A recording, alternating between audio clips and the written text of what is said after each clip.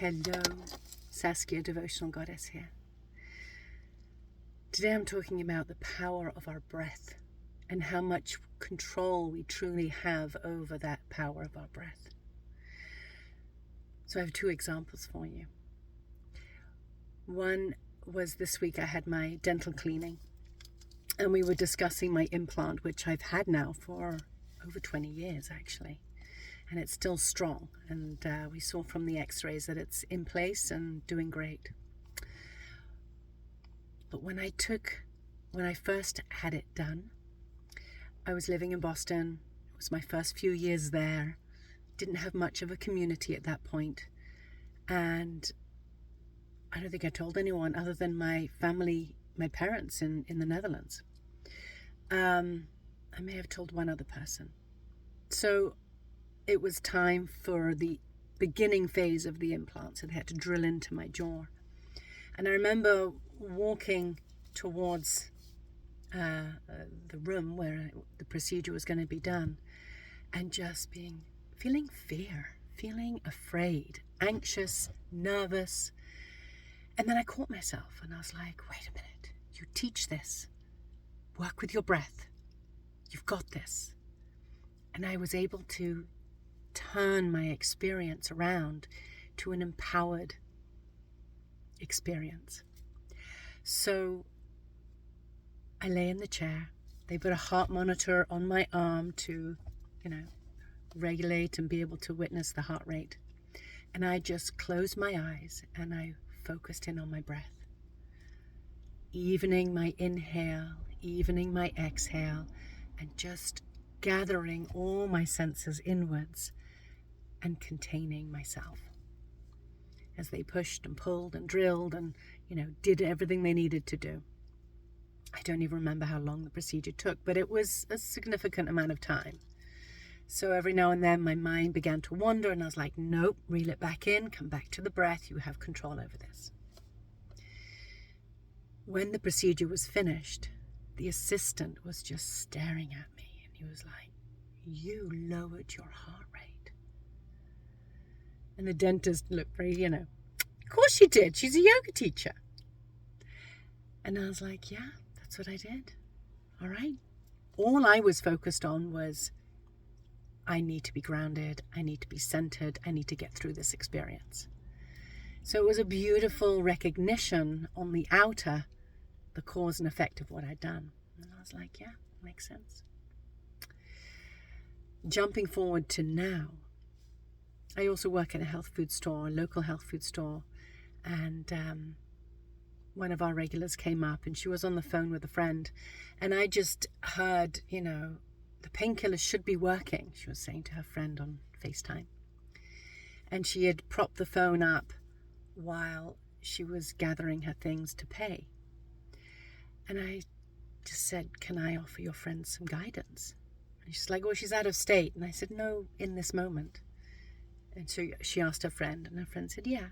I said, okay. And you could see on the video, she was lying flat.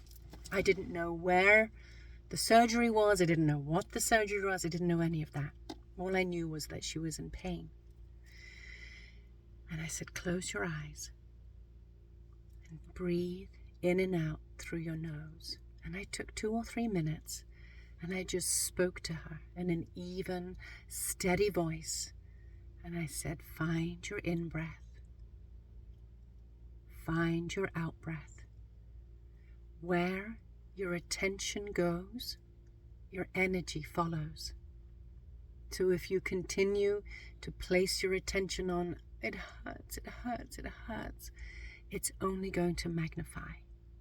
But when you tune into your breath, then you can bring your attention to your breath, and it will tone down the discomfort, because all your energy is going into breathing in long and steady and breathing out long and steady.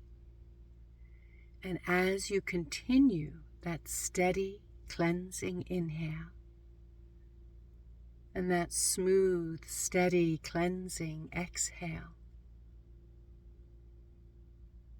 I want you to place gold, light, all the way around the wound.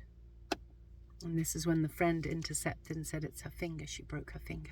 I said, all right, wrap your hand in this golden light and let the finger be surrounded by this healing energy. She looked calm. The lady who was actually in the store purchasing moved on and left. So I don't know ultimately how it went, but I know she got what she needed. She needed to be reminded how powerful she was. She needed to be reminded that she has control over the sensations in her body, at least to a larger degree, so that she feels she can be empowered. And I saw enough of a shift to know that she got a sample of that. Remember that when you are in discomfort. Remember the power of your breath. And this discomfort, it can be mentally, physically, emotionally. Use the power of your breath and make it yours.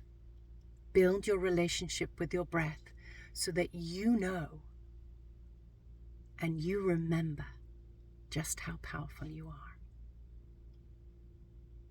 That's it for now, loves. Check out my link below. I have many offerings, and see if one resonates. Come join me in a workshop or work privately with me or join me in a yoga class. I'd love to meet you and be with you virtually or physically in the locations that I teach. Much love. Have a blessed day.